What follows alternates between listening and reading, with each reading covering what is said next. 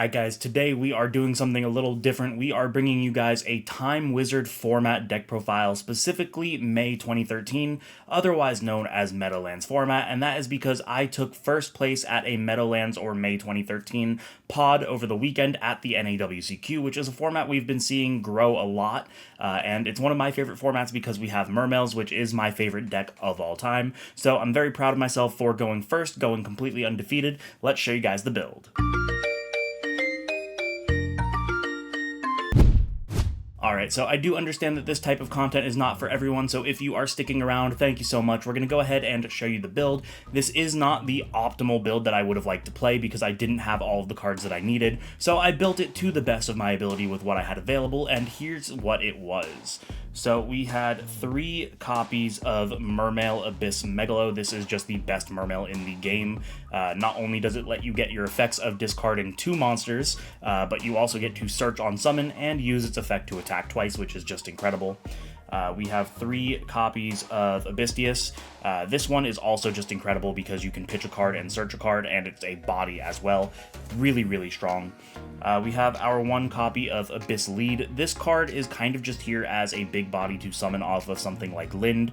You're pretty much never going to use its actual summon effect. You can use its on-field effect to hand rip, which I did do once, but overall it's just a big body.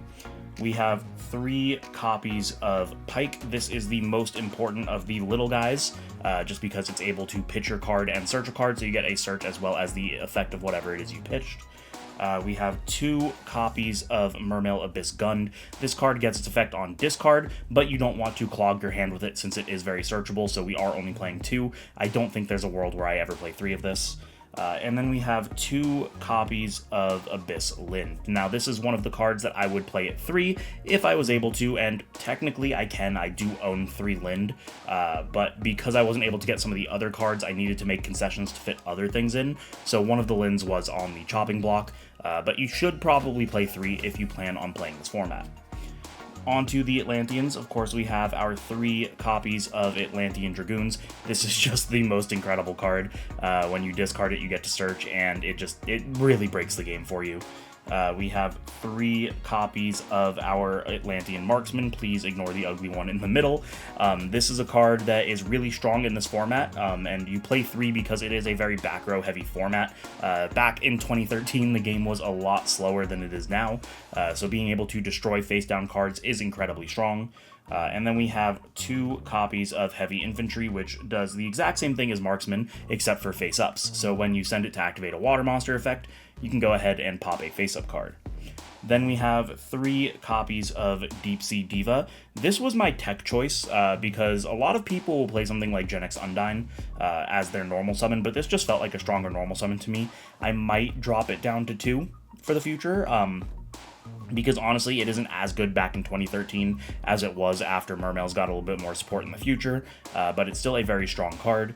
And then we have our 1 copy of Mullen Glacia. This is just a really cool hand rip. It is a little bit iffy because you lose your battle phase if it leaves the field, but being able to rip multiple cards out of your opponent's hand is really, really strong, especially if you pair it with something like the lead. You can rip up to 3 cards out of your opponent's hand, and back in 2013, that is just a devastating move, putting them on so little cards to work with.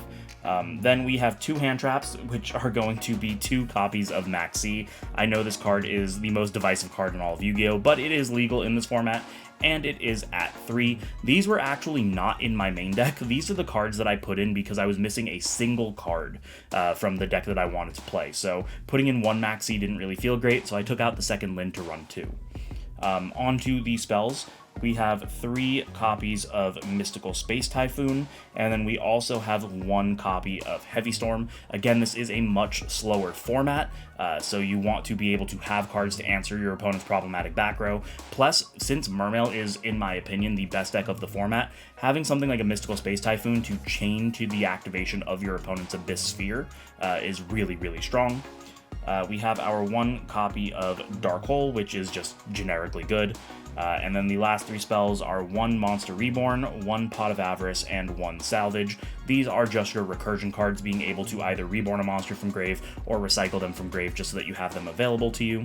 And then onto the traps, we are on 3 copies of Abyss Sphere. This card is really could be good because it can be used offensively or defensively. In a defensive manner, you can go ahead and summon your Lind, which when destroyed will be able to summon something else. In an offensive strategy, you can summon something like Pike and use it to pitch one of your Atlanteans to pop a face up or face down, because even though the sphere negates the effect, you can still attempt to activate it and pay the cost, which is all that matters for the Atlanteans. And then the final card is 1 copy of Breakthrough Skill, just so that we have a little bit of effect negation as well. So that's the main deck at 40 cards. Let's show you guys the extra. For the extra, it is a little bit all over the place. There was a single card we were missing, and I'll go over that when we get there because I did play a replacement. But we do have quite a few synchros to start it out. We have our 1 copy of Armory Arm. This was probably my second most made card in the extra deck, just because being able to make a Megalo 3400 and be able to swing twice is ridiculous. We have Cataster just to be able to out things that are not dark, because again, since I think Mermail is the best deck of the format, you can just make this and get rid of your opponent's monsters. We do have 1 Hyper Librarian. This is for a niche Wombo combo where you are able to just gain resources.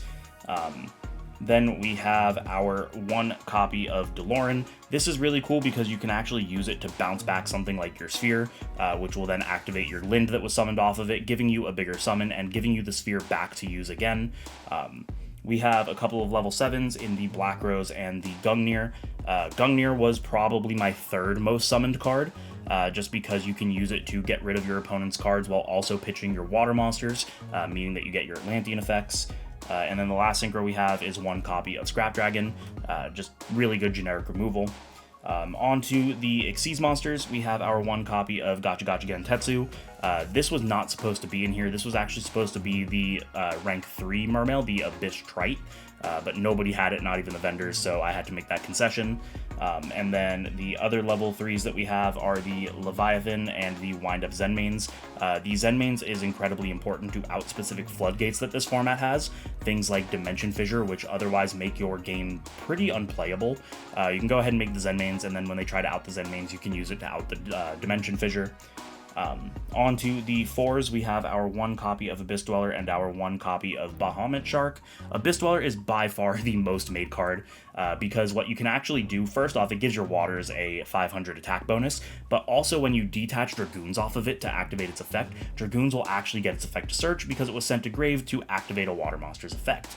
So there were times where I didn't even need Dweller, but I did need a search, so I made the Dweller, activated it, detaching the Dragoons, got my search, and won the game.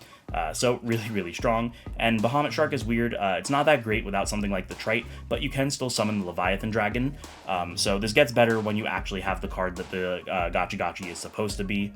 And then on to our 7s, we have the 1 copy of Big Eye and the 2 copies of Abyss Gaios.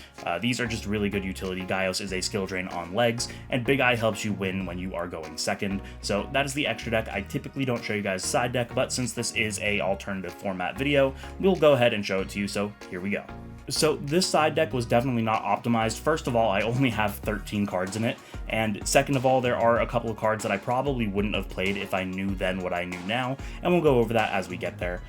First and foremost, we have our 3 copies of DD Crow. DD Crow is just really good this format because there are a lot of strategies that revolve around having specific things ready in the grave. So really, really strong, even arguable to play in the main deck if you have the room. We have our 2 copies of Snowman Eater. This is just a generic going first card, being able to set it and use it to out a problematic monster. Then we have the 3rd copy of Maxi, just because we weren't able to fit it into the main deck. We do have our Gores and our Tragodia. These are essentially battle phase interactions because Mermail is such a strong deck in this format. You want ways to kind of handle it, and plus Gores kind of synergizes being a level 7 and whatnot. We have 2 additional copies of Breakthrough Skill, so that if we are going first, we have the additional effect negation that we might want. And then the 3 cards that I would not have played are the 3 copies of Mind Crush. So going into the event, I was under the assumption that the rule set would be for what the 2013 rule set was, and while that is true to a degree, it only copies specific rulings, not specific policies. And the rule for Mind Crush wasn't a rule change, it was a policy change on public knowledge. I was under the assumption that I would still be able to look at my opponent's hand, which is not the case. So maybe I would still play it because it still is just a really good card in a slower slower format. But just keep in mind that if you are playing this, you do not get to look at your opponent's hand. It will follow the current policy, not the older policy. But yeah, that's the side deck.